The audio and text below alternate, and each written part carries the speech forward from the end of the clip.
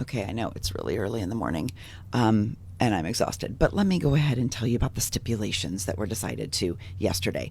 And this, by the way, was something that the defense had kind of tried to do from the very beginning. And this is something I have said in every single video.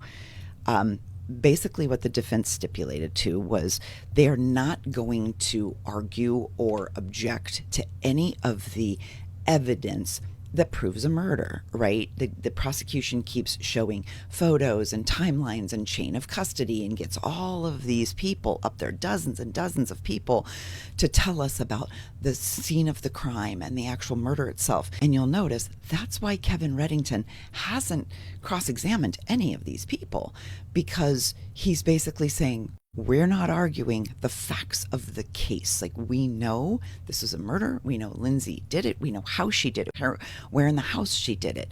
We agree that all of these photos, he even said it on Monday when she moved to put some medical records in. He's like, we agree. We want them in too.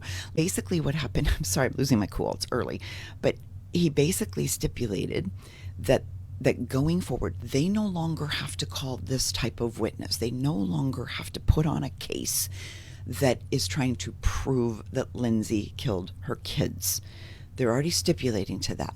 And so what they did was they said this in court, and the judge asked Lindsay, like, do you agree? Because by stipulating and kind of essentially fast forwarding this case, that doesn't put all those witnesses up on the stand. That doesn't let us see that evidence ahead of time. The jury will still get it, but we won't see it. We won't cosplay this trial every single day, which means Lindsay, as the defendant, doesn't get a chance to face her accusers or to face the witnesses or to question them. So she is also stipulating that she's okay. Like, she just trusts that she already knows what they're going to say, and she already knows that she agrees with it, and we're going to let it go. So that's what those stipulations were for. So hopefully, instead of this being a 6 to 8 week trial with 200 freaking witnesses, the prosecution can now get to the point where they just focus on Lindsay's mental health that day, because that's what this trial should have been about all along.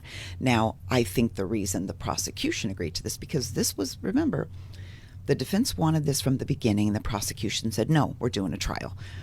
I think they have stipulated at this point because they're starting to realize that it's not working, right? People like me, all of us are out here thinking, the fuck are they doing? What they're trying to do is they were trying to pull on the heartstrings of the jury. They were trying to make the jury so angry at her, and they would go immediately to throw this bitch in prison. And that's what they were hoping for.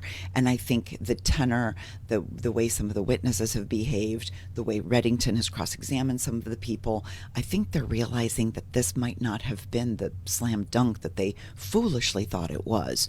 So both the prosecution and the defense agreed to these stipulations, and now the trial goes forward in basically a different manner. We're hoping now that we can get to the serious conversation about whether or not she was legally, mentally competent that day that she killed her children.